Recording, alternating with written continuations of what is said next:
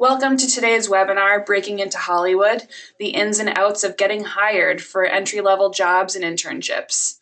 I'm Alexandra Stephens, and I'm the Associate Director of Alumni Career Programs here at the Hiatt Career Center at Brandeis, and I'm so excited to be joined today by Cindy Kaplan, who will be presenting today's webinar.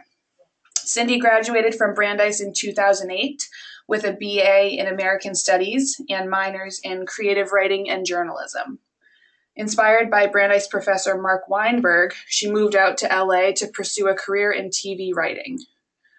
Her first big gig was as an assistant to a literary manager who also managed a film development database. There, in partnership with Red Varden Studios, she hired, mentored, and managed numerous teams of more than a dozen interns. She then moved over to Kids at Play, where she developed, wrote, and produced content for outlets including Disney Junior, Yahoo, Vivo, and Electus. Currently, she's an account manager at Signal Entertainment Marketing, which is a product placement firm. Cindy also freelances as a writer and producer, and her short film, Two Faiths, One Prayer, has gained worldwide media coverage. Now, just recently, in January, she launched Hollywood Resumes with a friend of hers and former colleague as a way to help great candidates tailor their resumes to the non-conventional entertainment industry, and that is why we are all here today. So, Cindy, we're so excited to hear from you. Welcome. Thank you so much. I'm really excited to be here. Most of my bio is covered right now by Alexandra, which was really great.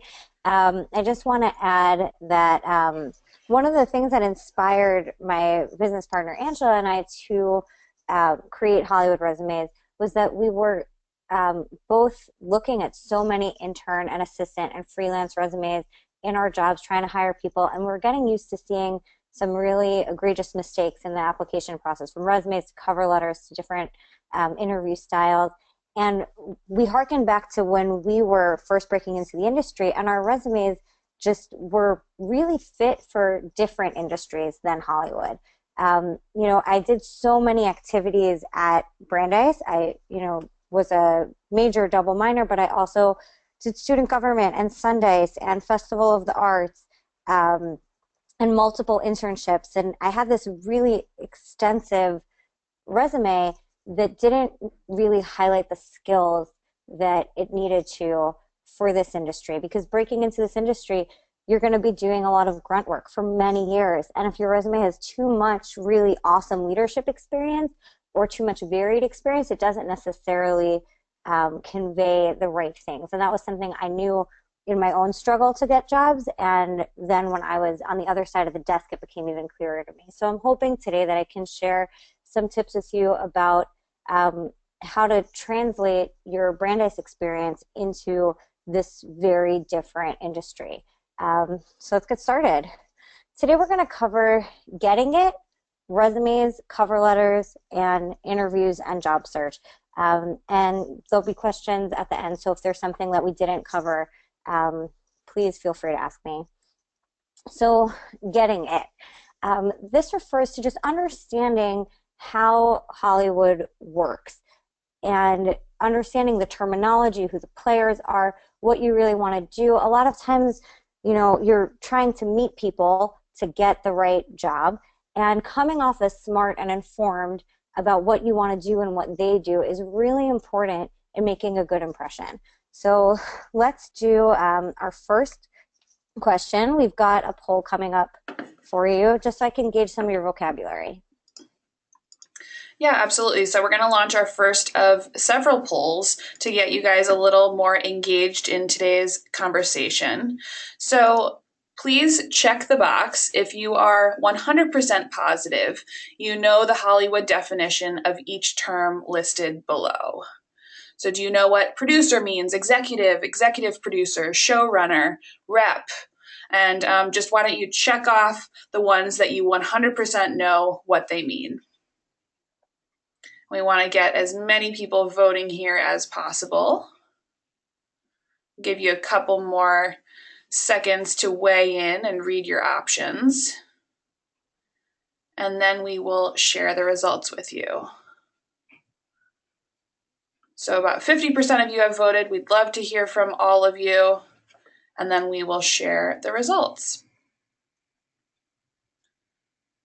So Cindy, it looks like the results are pretty mixed. So about 75% of people know what producer means, 25% know executive producer, 25% executive, 75% showrunner.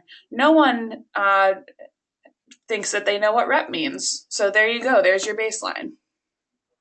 Okay, great. Are we back to the presentation? I am seeing your desktop right now. Okay, there we go. Excellent. Sorry about that very messy desktop, everyone. Okay, so it seems a lot of you know what producer and showrunner are. Great. I'm just going to go over that very quickly for those of you who did not. A producer is really just it's a title for anyone who's involved in the production of the show. It could be from a high level standpoint of they really pulled all of the pieces together, hired the cast, hired the director, hired the writer, found the script. It could also mean like a line producer who's someone who's actually on set making sure everything is happening. This is a pretty generic term. Showrunner is really the CEO of a TV show. In scripted TV, they're often the head writer, sometimes the creator, and they're a producer and a writer and responsible for making sure the entire machine that is a show runs. But I really like to think about it in that CEO mindset. They are the CEO of a television show. So let's get to some of the more tricky ones. An executive is a job you don't really hear about outside of the industry as like a real possibility, but executives are the people at studios and networks who are in charge of overseeing the material and the productions. They are responsible often for, there's development executives who are responsible for finding content, figuring out what they want to actually have on their network or have distributed in their studio. There are also in TV current executives who oversee all of the shows, making sure that each episode is coming in and up to the standards of what they want to be showcasing and distributing. You'll see executives are the ones who make the decisions of what gets released when and what kinds of material is being purchased. So it's a really interesting career path. An executive producer is really just a nominal title. It's kind of like being a senior vice president or an executive vice president. You're a producer, but just a slightly higher level. One thing that really irks me is when people come out and in a job interview say, I hope to be an executive producer someday. It's a little bit crazy to say that because it really is just a higher titled producer, and it could happen for any reason. There's a misnomer that it happens because you finance the film. That's not necessarily the case. Anyone can be an executive producer for whatever deal they negotiate. A rep is short for representative. It's an agent or a manager, and their job is to get writers or directors or actors hired for work. So I have here lit versus talent. Those are the two types, the two primary types of reps. Lit refers to people who represent writers and directors. Talent refers to people who represent actors. And the lit can get confusing sometimes because there's also, literary agents who represent authors. So I just want you to make sure when you hear the word lit agent in a Hollywood context that you know that it's someone who represents writers and directors. So we're going to do another poll for some more vocabulary if you want to launch that. Yes, so the next poll is launched right now. Would love to have you all weigh in. Check the box if you're 100% positive you know the Hollywood definition of film studio, TV studio, network, production company, and MCN. So if you all can just weigh in, and then I'll share the results and Cindy will go over them with you. Yes, this is much better voting participation this time. Thank you all. Excellent. So we're going to share the results with you. So no one is quite sure what MCN stands for, including myself, so I'm sure you'll explain that to us. About 50% know studio TV and production company, 38% film studio, and 63% network. So again, about half and half here. Okay, great. So studio means two different things in film and in TV. In film, it means the financier and distributor. A studio is considered the buyer. Think about Paramount, Warner Brothers, Sony, Disney, Universal, Fox. Those are the major studios. And a production company are the smaller companies that actually come up with the material and are assigned to the actual smaller aspects of production. In television, the studio is actually more like the production company, and the network is the buyer. So they often have the same names, like there's ABC, the network, and ABC Studios, which produces content. But it's important to think about the difference between buyers and sellers. So in film, studios are buyers, and production companies are sellers. In TV, production companies often have deals with studios. Together, they're sellers, and the network is the buyer. The reason it's important to know that hierarchy is because if you're trying to sell something, you want to know who the buyer is, but also in terms of importance, often the buyer has a lot more power than the seller. But if you are working for a TV network, you want to cultivate relationships with people who work at TV studios so that you know that you're getting good content in that you actually can buy. Agency versus management company. We talked about that a little bit with reps, but to get into the granular difference, an agency is often larger. They take about 10% from their clients. They're not able to produce. They deal a lot more with contracts. Agencies are like CAA, WME, UTA, ICM. Management companies are often smaller. They're a little bit more focused on their clients and cultivating them. It's a little bit easier when you're starting out in some sort of a talent field as a writer, director, or actor to get a manager than it is to get an agent, because the manager will help groom you in a way that an agent won't. Something else to note is that most people will say the first job you should have in Hollywood is doing a year at an agency or at a management company.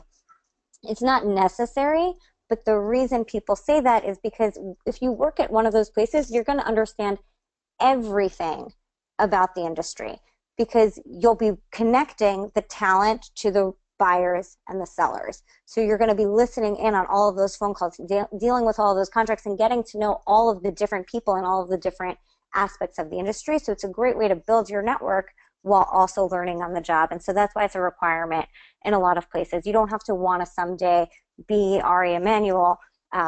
It's a great way to get your foot in the door. Broadcast, cable, OTT refers to different types of television networks. OTT is actually, I guess, digital. It stands for over the top. That's like your Netflix and your Hulu. Broadcast is your 5 basic broadcast channels that you could still get with an antenna. So it's CBS, ABC, Fox, NBC, and the CW. And cable refers to kind of anything else. There's premium cable like HBO and Showtime, and there's also general cable like TBS, TNT, FX, Spike.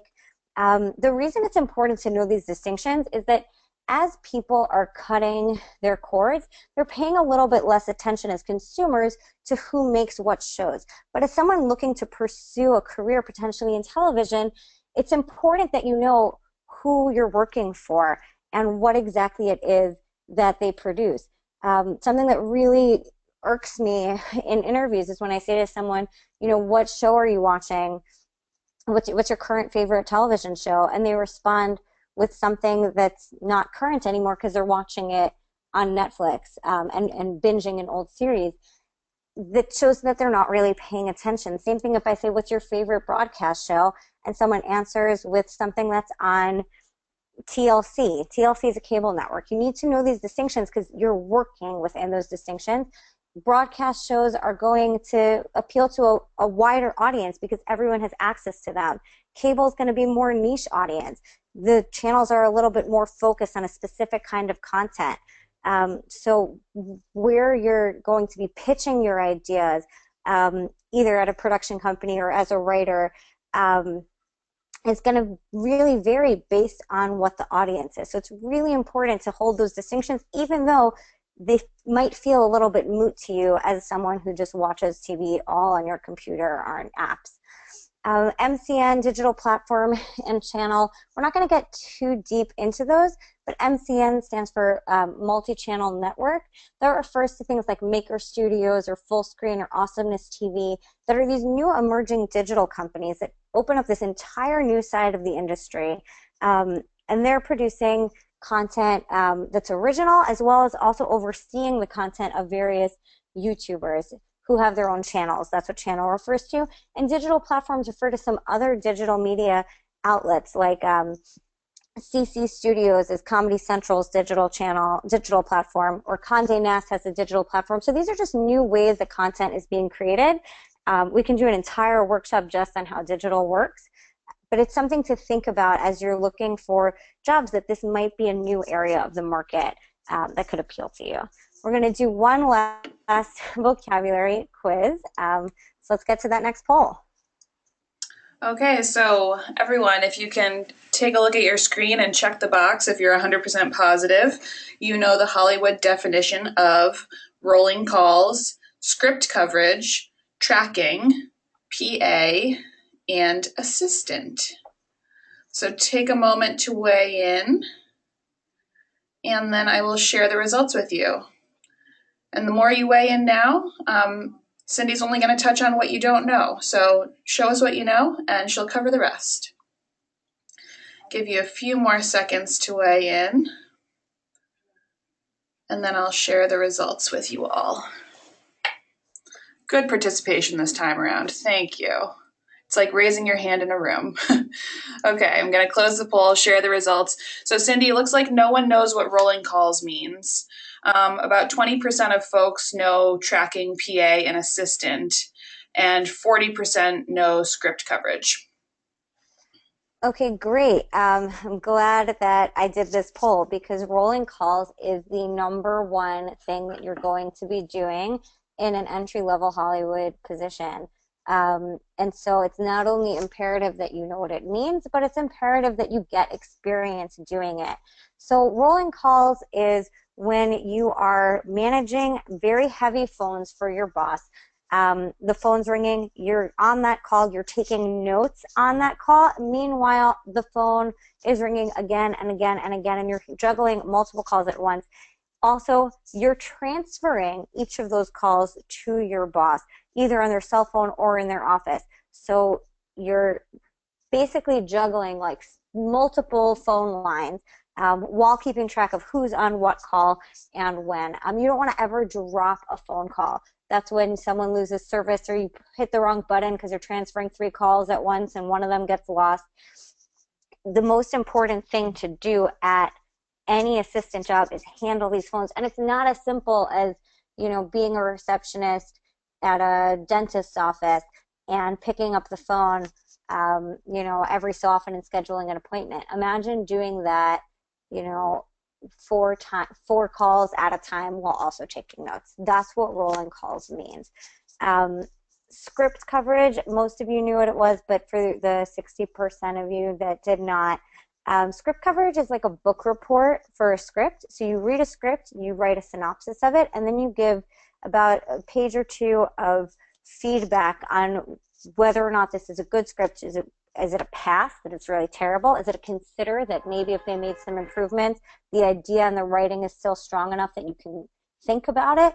Or is it a recommend, where you say to your boss, I really like this script and I want it to go places? Script coverage is something you're going to be doing a lot at internships.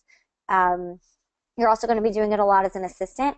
The goal is to basically weed out the terrible scripts so that your boss never has to touch them. Sometimes if you're working for an agent or a manager, you're also going to be reading their client's scripts and, you know, giving them the notes that they would then give to their clients. So you have to make sure it's really thorough. But it's a really great skill to acquire, and I'm glad that many of you already are somewhat familiar with it. I have here tracking and grids. That refers to a lot of the research that you do as a coordinator, which is one bump above assistant. And really, if you start doing tracking as an assistant, you'll probably get a little bit closer to being bumped up to that coordinator level. What that refers to is reading the trades and taking meetings and figuring out who's working on what, who's attached to which projects, what's happening at your own company, what are you developing, and also what's happening at other companies. So development tracking is internal. What's happening in your company? There's also competitive tracking. What's happening at other companies? And the way that that's often input are in these really glamorized Excel sheets called grids that the industry lives and dies by. Agencies put out grids that they share internally, and if you're lucky and have some friends, they'll give you access to their confidential grids. And in those grids, you can see what movies have directors attached, what movies have writers attached, what movies have cast, what are all the log lines, when do they all start. And all of this information is going to help you and your bosses be successful because you'll know what's really happening in the industry. And as you're starting out, it would be helpful if you did your own internal tracking to think about what are some projects you're interested in, what are some projects you care about, who are the players that interest you, so that, and we'll talk about that a little bit later when we get to networking, but just so that you can get a general scope of the industry yourself.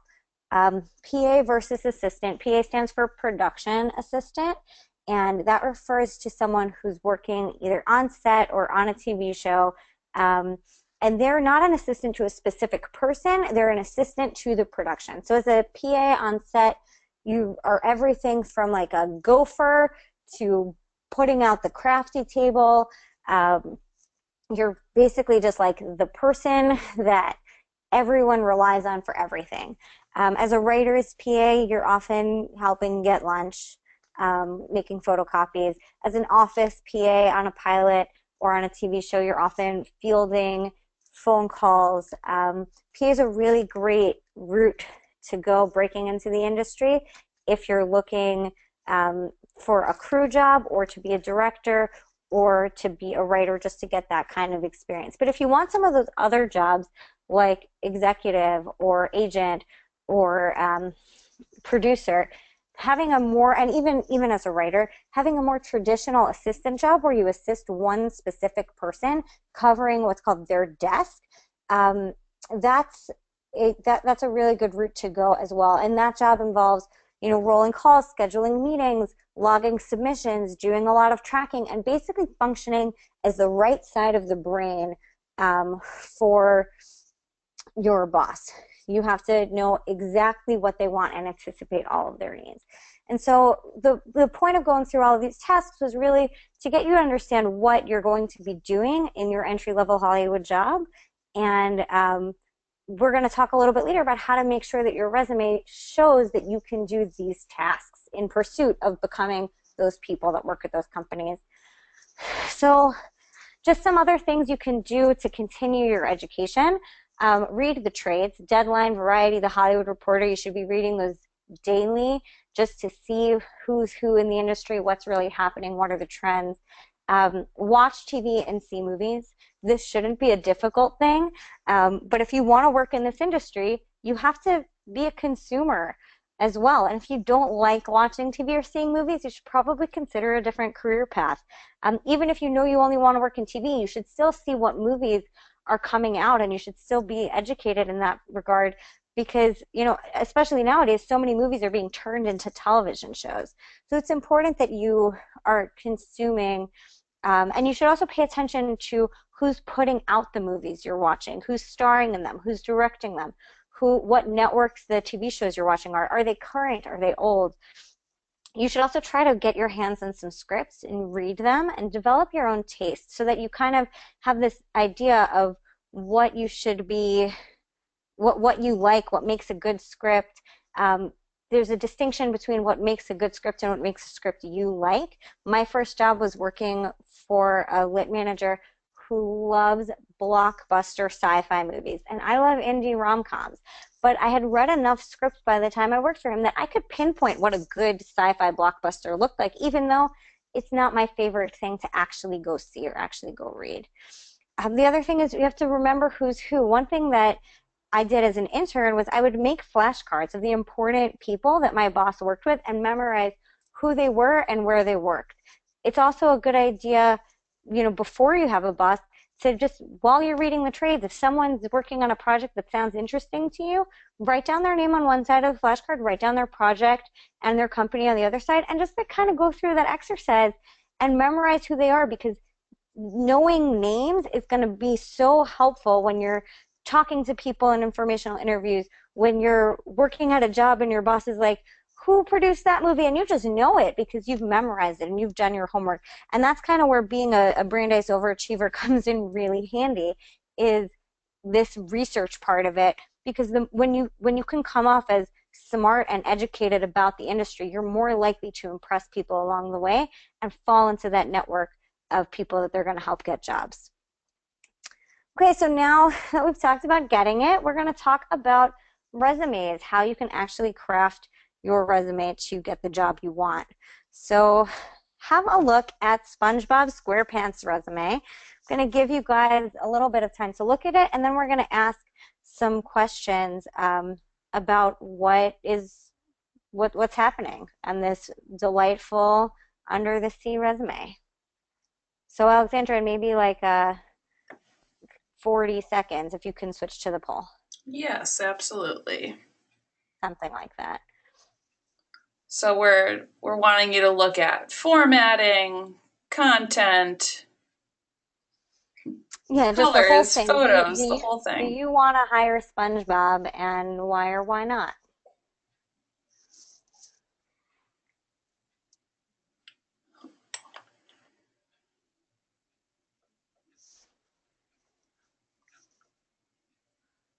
All right. Do we think that's enough time? I think so, yeah. Okay. So given SpongeBob's beautiful resume here, just launched a new poll. Which of the following are errors in the resume that you just saw? And you can check all that apply. Was it colorful with pictures? It included an objective. It included home address. It listed the title before the company. Maybe it didn't include GPA. What were some of the errors that you saw? This is a little bit of a memory game for you too. We'll give you a couple more seconds to weigh in, and then we're going to go back to that resume and talk about it. Okay, folks are being a little shy, but in the interest of time, we're going to close the poll and share the results. So it looks like close to everyone saw that it was colorful with pictures. 70% said that was one of the errors. 30% each said that it included an objective and home address. 60% mentioned it listed the title before the company, and 20% said it didn't include GPA. Fantastic. So yes, most of those are errors. The picture is definitely an error. The color is definitely an error. You don't want to have your resume look like a child's art project. You also don't want your employer to potentially be hiring you based on your looks. You want your experience to speak for itself. You don't need an objective. Your objective is to break into Hollywood. You have no other objective. Maybe in some industries it's important to talk about where you want to work, especially if you're applying to massive companies. But at this stage in the game, you're really looking for any job that's going to get you where you ultimately want to be in this industry. Leave it off. It's actually very important that you include your home address. SpongeBob did include his, and it's one of the very few things he did correctly in this resume. The reason for that is that people want to know where you're located, that especially when you're applying for jobs in LA, they want to know that you live in LA. I've heard some things like people are nervous that if they put their home address, someone's going to stalk them. People are more likely to throw your resume in the trash than they are to show up at your house as a serial killer. So let's just, hold off on the fear for a second. But even if that is like a real fear that you have, at least put your city and your zip code, though I really prefer the full address. One other thing that I'm just going to point out that we didn't talk about, sexysponge@gmail.com is not an appropriate professional email address. You need to have a professional email address and one that's going to work after you graduate. So you have to update, if you're graduating in a few weeks, your Brandeis email will continue to work for the rest of time, but you might not be checking it as regularly. So put on your Gmail or Yahoo address, though I prefer Gmail. Some other things that are here, the GPA, it's not an error that he didn't include a GPA. It's really great that he didn't. In Hollywood, no one really cares how well you did in school. It's not important how book smart you are. In some ways, it could actually work against you if the person you're working for didn't go to as good a school at Brandeis and you're like bragging your triple major and like your billions of extracurricular activities and your 4.0. Like if someone didn't have that experience, they're not going to be thrilled with you. So another thing that's happening that's wrong on this resume, I mean, there's a lot. We're actually going to get to that in the next slide. So I'm going to show you this next resume, which you'll see. Take a look at it. This one looks potentially better, maybe. I don't know. Have a look at it, and then we'll ask you some questions in about 30 seconds.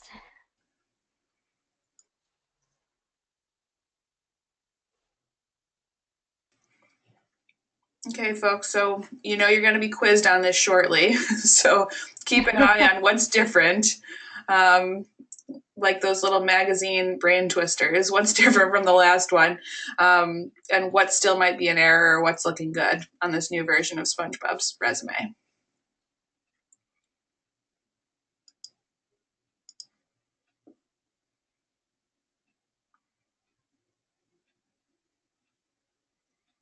Recruiters only take less than a minute, sometimes less than 30 seconds to look at a resume. So we're going to launch the next poll. Are you good with that, Cindy? Yeah, I think that's great, and I think it's also important that you brought that up. I look at a resume in 15 seconds and decide if I'm even going to continue reading it or not. So what do you think of this one? Better, but still needs a lot more work. Not my fave, but it'll probably do the trick. Or it looks good to me, hire SpongeBob, he's the best. So I'll give you a couple more seconds to weigh in, putting your recruiter cap on, hiring manager hat on, and then share the results. Okay, so no one is nice today. No one wants to hire SpongeBob at this point in time. About 50% think it's better, but still needs more work. And the other 50% says, not my favorite, but it's going to do the trick. So half of you are right, and it's the half of you that said that it needs a lot more work. This person would most likely not get hired, even though, yeah, we took off a lot of the terrible errors that give you like 1 second and you throw it in the trash. This one, some of the things that are really wrong with it, the bullet points for Nickelodeon are so long. I don't have any interest in reading them. It's so heavy to get through. And yet then you've got the bullet points at Paramount and at Under the Sea University Film Club that say almost nothing. Filed papers, answered the phone. I know we talked about how it's important to get rolling calls and administrative experience on your resume, but there's got to be a better way. Attended weekly meetings. It doesn't mean anything. What did you do at those weekly meetings? Education is on the bottom. This is a pretty controversial one that I'm hearing about a lot. People like to say, no, someone told me to put the education on the bottom.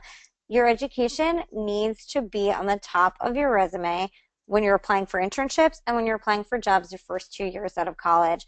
The reason for that is it tells your story in a better way. If I'm looking at this resume and I see that you were an intern a couple of times, that you were the president of some club, I'm like, who is this person? Why are they applying for a job? Why don't they have any professional experience?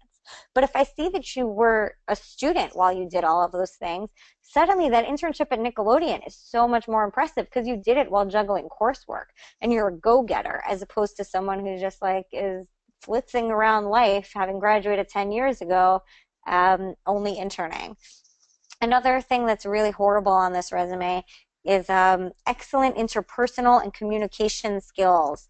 What is that? Prove that. If you have those skills, show me that you've communicated with other departments or that you worked with a team. Put that in a bullet point somewhere and add something to it. Another thing that I really hate that I'll bring up now is when someone talks about having great interpersonal skills in the middle of an interview as their biggest strength. I can't stand that because I've been talking to you for 10 minutes and I either like you or I don't. But if I'm starting to not like you and then you come at me with, I have really strong interpersonal skills and I could read people well, I'm like, you can't read me well, so nothing, I'm certainly not hiring you. Use words that are provable. So let's look at a good resume. This one, you'll see no picture. We've got a great email address. We've got that address. The education is a little bit more thorough. It includes some honors. It includes relevant coursework. It's on the top. Experience, all of those bullet points are more streamlined and clear, and they're strong verbs. Instead of filed papers and answered phones, we have provided administrative assistance, including phones and general office upkeep. It would be great if you could throw the word rolling calls in there if you have that experience, or heavy phones if the phone at whatever office you were working at ring off the hook. Developed organizational system for department to track submissions. That's using that word track again that we talked about earlier. Instead of attended weekly meetings, we have planned and led weekly meetings for a group of 20. That shows your interpersonal skills and your ability to communicate. Instead of responsible for producing, we have oversaw production. In our profile, we've called it profile instead of skills because it gives us a more rounded experience of each other. Computer skills, we've got basic ones in there, and we've got some harder ones like Final Cut Pro. We've got languages, affiliations. We really like to put interest on resumes here at Hollywood Resumes because often it's a way that people can connect with you when you're, if someone has a really great resume and someone else has a great resume, but one person's interests really align more with the person hiring them, it's a great way to see that they're a human being who might be an interesting person to spend 12 hours a day with, because that's the reality of how long you're going to be at these jobs, especially when you're someone's assistant. The boss wants someone that they can rely on and relate to because their assistant handles every aspect of their life. So like if you both are really avid runners, it's gonna make you stand out a little bit more as a candidate. But I would hesitate to put interests like watch TV and movies in there because obviously. Okay, so let's just a little cheat sheet, keep it to one page, black and white, no pictures, clean formatting, organize it chronologically, concise bullet points, strong action verbs, take ownership, concrete skills, and tailor it to the job posting. You want to try to match your verbs to the verbs you see in the job posting. And if they're different, change your resume a little bit. Everyone's favorite thing, cover letters.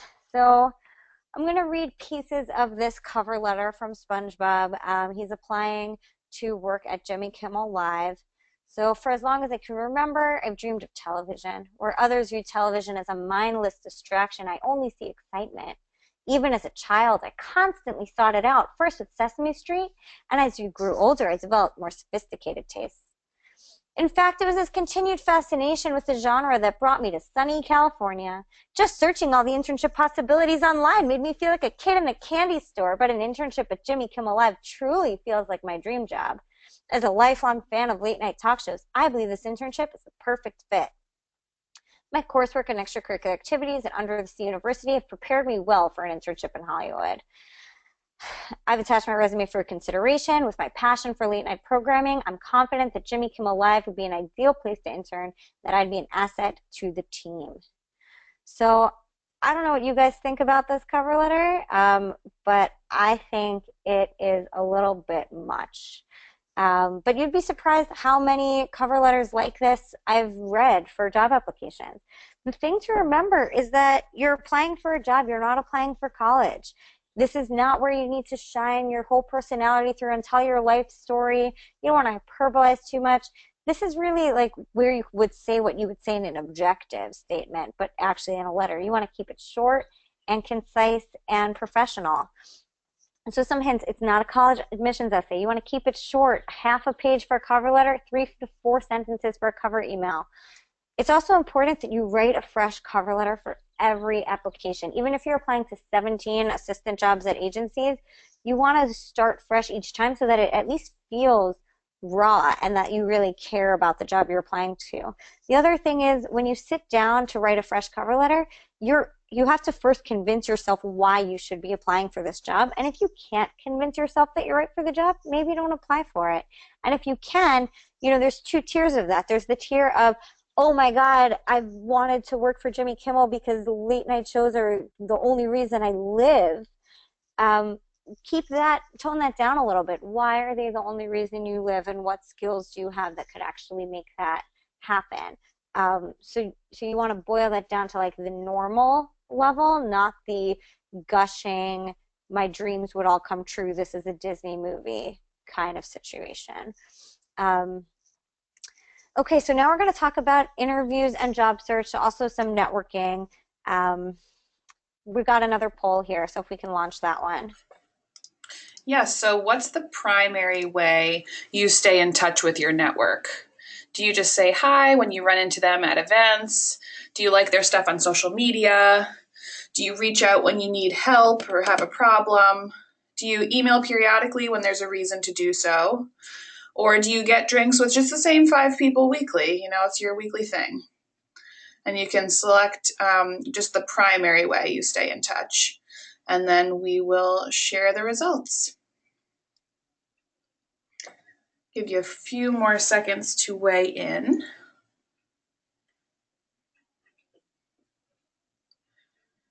And okay, good. And I'm going to close the poll and share the results with you guys. So looks like no one admits to getting drinks with the same 5 people weekly, but it's across the board for all of the other ones, Cindy.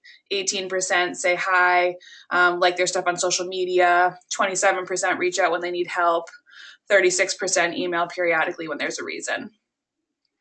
Okay, so the correct answer is for those of you who email periodically when there's a reason. That's the most effective way to stay in touch with your network. Obviously, you should still say hello to people when you see them. It's always nice to like people on social media, and you can reach out when you need help, and it's even okay to get drinks with the same 5 people weekly as long as you're also expanding your network.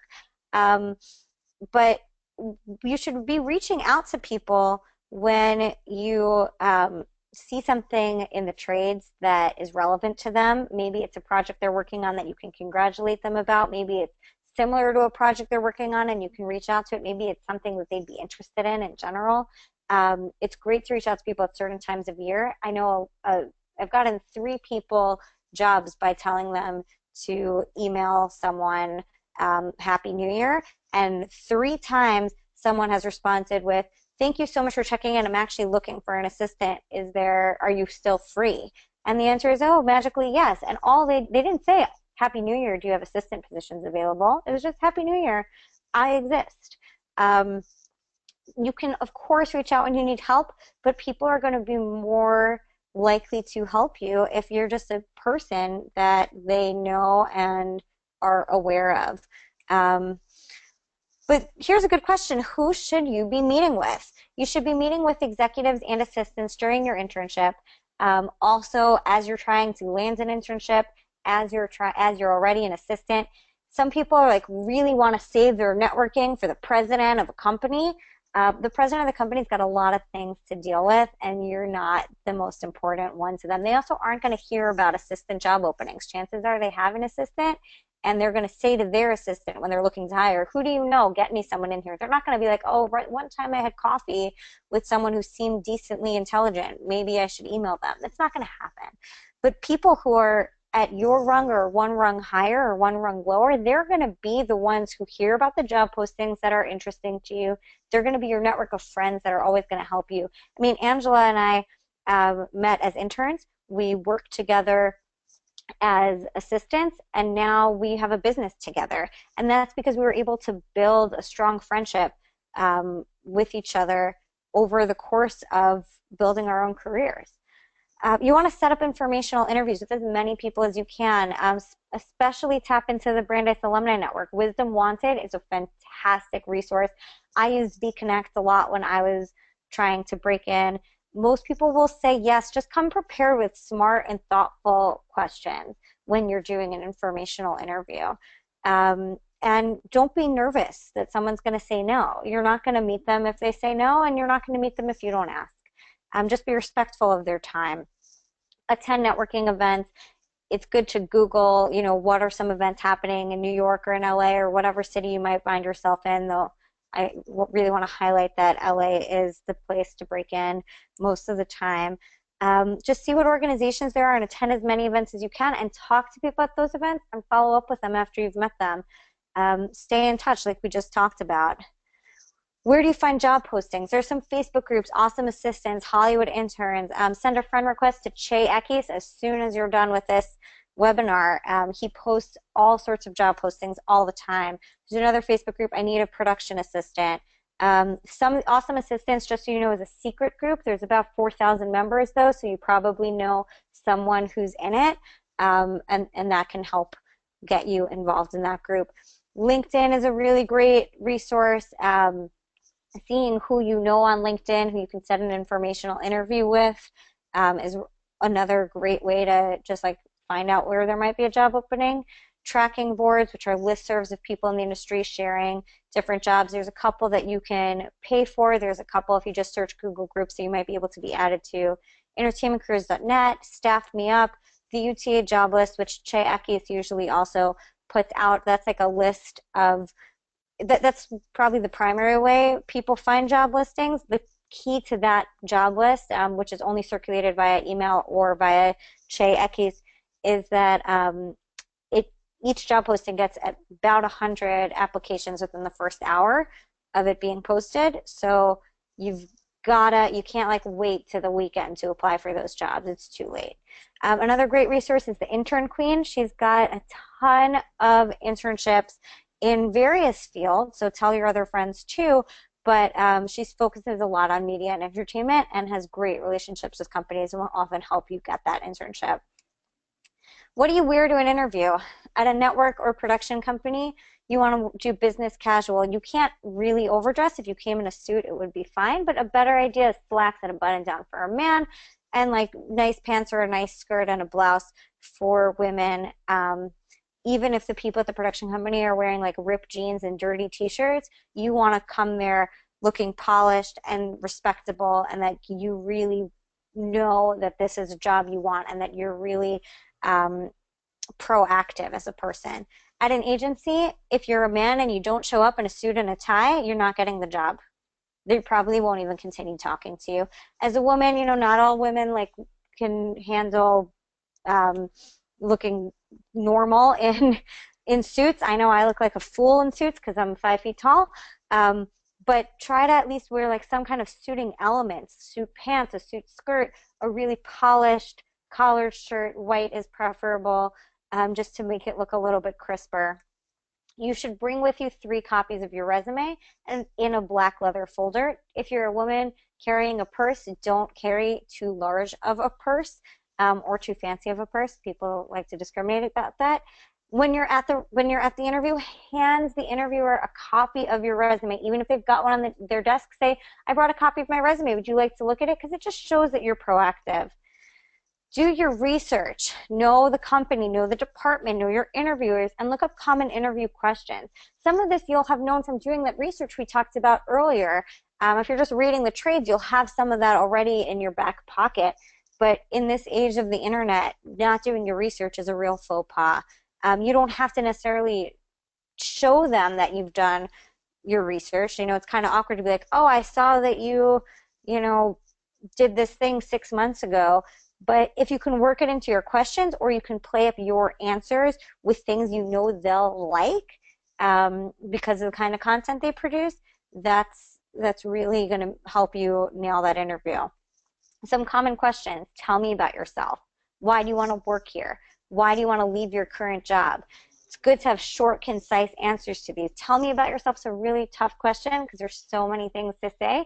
But, where you are in your career, what you're looking to do, where you went to school, when you graduated. Often you can throw why do you want to work here in that tell me about yourself question. Why do you want to leave your current job? Avoid things like my boss is an asshole. Say that nicer. What are your strengths and weaknesses? I really like when people give specific examples of a strength or of a weakness so that I could see that it's not just a stock answer. If you're going to tell me that you're really organized, I want you to show me a time that you really were organized. If you're going to tell me that you're such a perfectionist that it really gets in the way of your work, I want to know when that actually happened and what steps you've taken to fix your weakness. What TV shows and movies are you watching right now? This is a key question. You should say something recent. If you're binge watching Seinfeld, don't tell me that when I say what TV shows are you watching right now. Say something that's on the air. This again harkens back to what we talked about in the beginning of the webinar.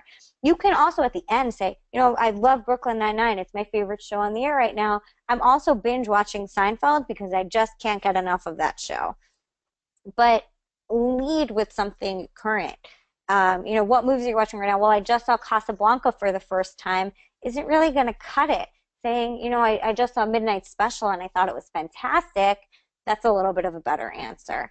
What's your long-term career goal? This one is a little bit tricky depending on where you're applying. I think it's really important to be honest when you're applying for an internship so that your intern supervisor can help you. When you're applying for a job, you might want to think about tweaking the answer to tailor it to what that company is doing without lying. So I am a writer. When I was interviewing to work at agencies, I would say, ultimately, I really want to create content, but really right now I'm interested in growing and in learning, and what interests me about the representation business is X, just so that you're kind of pivoting the question back to what's relevant to your employer. In summary, over this whole webinar, we learned how to talk about the industry. You want to keep your resume and cover letters clean and concise. They should mimic the job posting. You need to be really prepared for interviews. That also works for informational interviews. You want to be prepared for those too. You want to network, and you want to network well. You want to be persistent. I also have here a reading list. This is all going to be available for download after the webinar, but you should really check out these books. They're a great survey of what Hollywood, how Hollywood works, what assistant jobs are, how storytelling works. I would check out all of these. And then just, you know, feel free to reach out to me directly if you have any questions. You can email me at info@hollywoodresumes.com. Check out our website. We do resume writing, cover letter writing, thank you note writing, and mock interviews. We're also going to be launching a coverage service in the coming months. And we'll give 20% off for all Brandeis students, alumni, and any non-Brandeis students or alumni listening to this call. You're welcome to use that discount too. When you go to our website, sign up for our free weekly career tips newsletter. Once a week, we send out a short career tip, and I think it'll be really helpful. We promise not to spam you. We will never send you an email more than once a week. And like us on Facebook. Every Friday, we post a picture of a dog doing a cute work-related thing. So it's kind of worth it. And with that, I'll turn it over to you, Alexandra. Excellent. So thank you so much, Cindy. You packed so much into the last 53 minutes, so I really appreciate it. At this time, we are going to take any questions that you guys have and try to get to as many as possible in the minutes we have remaining. So folks, you can just type those into the question box in your GoToWebinar control panel, and I will ask Cindy as many of them as I can. So the first one that we have is going back to when we were talking about vocab and script coverage specifically. Okay. So regarding coverage, when you do get a bad script, do you have to read through the entire thing, or can you just sort of pull the plug if you know by page 10 or 20 that it's dead on arrival? And if so, what are your responsibilities in terms of coverage? Would you need a full synopsis, etc.? I think it depends on your boss. If someone asks for full coverage on the script, you have to read the entire script. You have to write an entire synopsis, and you've got to write your comments. And what's fun is when you read a really terrible script and you've read the whole thing, the comments are, it's really fun to write those comments because you're so angry. But if if you have a really great relationship with your boss and they just really want to know, is this a pass, consider, or recommend, you might be able to work something out where you say, I really couldn't get past the first 10 pages. Um, but if like it's one of their client scripts and they need to give their clients feedback or like at least pretend that they've read it for a call, um, you have to read the whole thing for them. And I'm sorry, but it'll also like make you better in the long run because you'll know what to do. Give yourself rewards when you're reading a really shitty script. Sorry for the language. Um, every 30 pages that you can get through, give yourself like a piece of chocolate or something, and it actually works. Excellent. The little things. So here's another question. How can you use PA roles and other set work to segue into assistant positions? So if you write them really strongly on your resume in the ways that you were supportive and organized, that will be one way. Another thing is keeping up with the people you met on set. Letting the crew members, letting the producers that you worked for know that you're looking to transition into a more assistant type role, so that they keep you in mind for that because they've already liked working with you, presumably. And it's really about making sure that your resume lists the skills you got as a PA as transferable. If all you did was do runs, you're obviously not going to write do runs in your resume, but you could recraft that bullet point to make it more about your organizational skills or your efficiency, things that people are looking for in an assistant. Okay, great. Thank you. So you talked a lot about informational interviews and networking. What are your thoughts on having a mentor specifically, and who has been like a strong supporter in your career to help you move through these nuances? That's a great question. So I actually tried to get a mentor non-organically. I did an internship through New York Women in Film and Television, and instead of paying us, they gave us mentors. And it was like I met some really interesting people who helped me, but having an assigned mentor is not really the most helpful thing. Mentors are people who you build relationships with organically, and you don't even realize they've become your mentor. So mine is actually my first boss. What's funny is we don't actually do so much that intersects now. He works at a company called Slated that does film financing, but he's someone who, when I worked with him, we really just developed such a close friendship that I know I can talk to him about whatever stresses I'm dealing with in life and also in my career. And he has enough background in sitcom writing, which is what I'm ultimately working towards, that I know that I can send him my scripts when they're ready. And it's really natural. I think people often focus on finding that mentor, and it'll happen or it won't. More important, I think, are finding your friends who might not have the years of experience, but they're with you right now. They know what the industry looks like now. They're going through the same struggles as you. They're commiserating with you, and they're going to be the ones that really help you along the way because they want to see you succeed because they care about you, and they're often in a position to help you a little bit more. So just build friendships, and if one of your bosses turns into a mentor, or you like meet someone for an informational interview and you guys really hit it off and you keep in touch well and it happens naturally, good for you. But don't focus on establishing, who that mentor is. It's not worth it. Great points. In just the last minutes that we have remaining before I talk about next steps, do you have any final thoughts for folks? I think there's so much to navigate about this industry. If I'm sure people have a lot more questions that are still even percolating, so I really want to encourage you to email me. Just in case you didn't see it, I'm going to go back to this site, to this page. I think like it's important to know that the right job will come if you put enough work into it. Looking for jobs and breaking into an industry is a full-time endeavor. It takes a lot of research.